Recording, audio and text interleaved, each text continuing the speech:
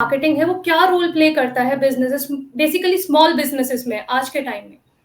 जी, already आपको पता है, ऐसा नहीं है कि मुझे आपको समझाना पड़ेगा, यू ऑलरेडी नो। मैं जस्ट आपको एक रिइटरेट कर देता हूँ, थोड़ा-सा आपको डिफाइन कर देता हूँ। आपको सब कुछ पता है। आपके साथ आप जिस ब्रांड से जो कुछ भी खरीदते हैं, फॉर एग्ज़ाम्पल कपड़ा खरीदते हैं, मेबी आपने जो मोबाइल खरीदा है, मेबी आपने जो फॉर एग्ज़ाम्पल यूट्यूब का वीडियोज़ भी देख रहे हैं, मेबी आप किसी चैनल को सब्सक्राइब करते हैं या फॉर एग्ज़ाम्पल किसी ओटीटी प्लेटफ़ॉर्म को इस्तेमाल करते हैं। तो वहाँ पे मार्केटिंग के माध्यम से ही, मतलब कहीं न कहीं आप मार्केटिंग के माध्यम से उस ब्रांड के साथ या उस कंपनी के साथ आप जुड़े थे। ठीक है, आपने फॉर एग्ज़ाम्पल एक मोबाइल परचेज़ किया, तो मोबाइल के फॉर एग्ज़ाम्पल 10 कंपनी है, 10 कंपनियों का ऐड आपके पास आता है, सैमसंग हो गया, एप्पल हो गया, ओप्पो, वीवो, सबका ऐड आपके पास आता है। तो वो ऐड क्या है? वो ऐड ये है कि अवेयरनेस, आपको बताया जा रहा है कि भई इस कंपनी का मोबाइल है, अगर आपको चाहिए आप ये ले सकते हो, इसमें ये फलाना है, ये आपका एडवांटेज है, ये फल जो भी है। तो उसके माध्यम से आपका अवेयरनेस हो रहा है। इसी तरीके से आपको अपने कस्टमर के साथ जुड़ना पड़ेगा। तो यहाँ पे आपका क्या रोल है? सबसे पहला चीज़ है कि यहाँ पे आपको ये मदद करता है ब्रांड अवेयरनेस क्रिएट करने में और आपके कस्टमर तक पहुँचने में। मतलब लोग आपके बारे में जानेंगे कैसे?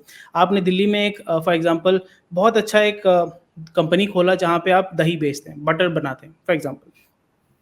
आपका बटर जो है बहुत ही अच्छे क्वालिटी का है।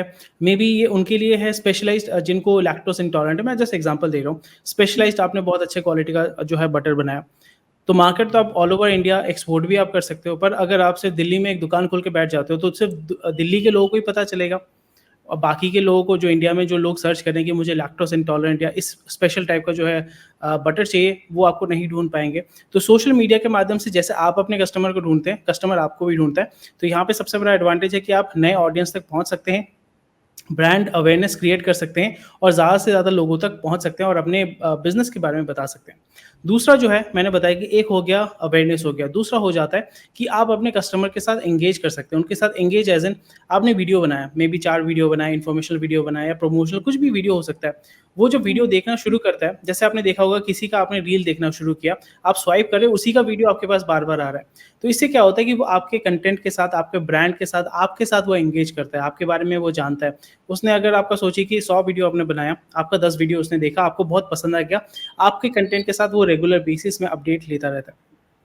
तो ये बहुत ही ज़्यादा इंपॉर्टेंट हो जाता है और जब आप लॉन्ग टर्म कम्युनिकेट करते हैं अपने कस्टमर के साथ, तो उसमें फ़ायदा ये होता है कि आप एक रिलेशनशिप बिल्ड करते हो और एक लॉयल्टी बिल्ड करते हो।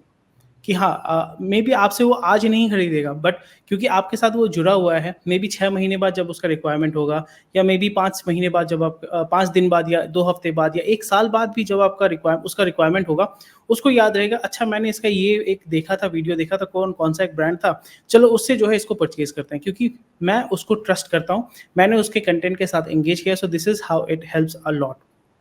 और तीसरा और जो नेक्स्ट चीज़ है, वो ये है कि आपको फीडबैक भी मिलता है। अगर आप कहते हैं कि अगर आपको कोई दिक्कत है या अगर आप इसको परचेज़ करना चाहते हैं, इसके बारे में और जानना चाहते हैं, हमें व्हाट्सएप कीजिए, हमें कॉल कीजिए। जब आपको वो कॉल करते हैं, व्हाट्सएप करते हैं और बताते हैं कि मुझे ये चाहिए बट मुझे मिल नहीं रहा है, या मुझे इस तरीके का चाहिए, या मुझे इस क्वांटिटी का चाहिए, या मेरे लिए थोड़ा-सा अगर आप चेंज कर सकते हैं, तो आपको कंटीन्यूअसली आपके कस्टमर से फीडबैक मिलता रहेगा, which will definitely help you improve it. For example, आपने 100 ग्राम का बटर सेल करना शुरू किया, मैं जस्ट एग्ज़ाम्पल दे रहा हूँ।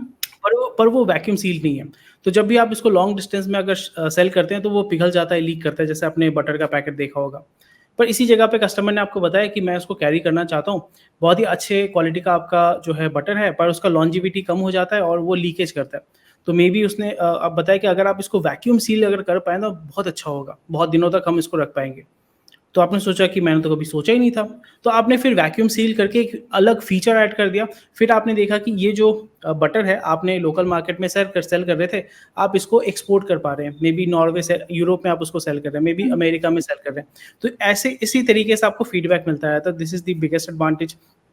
एंड ऑल्सो आपको रेगुलर बेसिस में कस्टमर्स मिलते रहते हैं, लीड आपको मिलता रहता है, जो आपके बिज़नेस साइकिल को या आपका जो सेल्स साइकिल है, उसको आपको इम्प्रूव करता है। एंड आपको ये भी पता चलता है कि कौन से प्लेटफ़ॉर्म में आपका कस्टमर है। आपका कस्टमर ज़्यादातर यूट्यूब में है, फेसबुक में है, इंस्टाग्राम में है, ट्विटर में है, तो उसी तरीके से आपको डिसाइड करना पड़ेगा। आप फिगर आउट कर लोगे कि हाँ, मेरा कस्टमर जो है मुझे यूट्यूब में ज़्यादा मिलता है, मेरा कस्टमर मुझे इंस्टाग्राम में ज़्यादा मिलता है, फेसबुक में उतना नहीं है, ट्विटर में उतना नहीं है। तो फिर आप डिफाइन कर पाएँगे अपने पूरे मार्केटिंग स्ट्रैटेजी को, फिर उसको जितना एनहांस करेंगे उसी के साथ-साथ आपका मार्केटिंग प्रोसेस भी इम्प्रूव होगा और आपका बिज़नेस भी इम्प्रूव होगा। जी। ओके।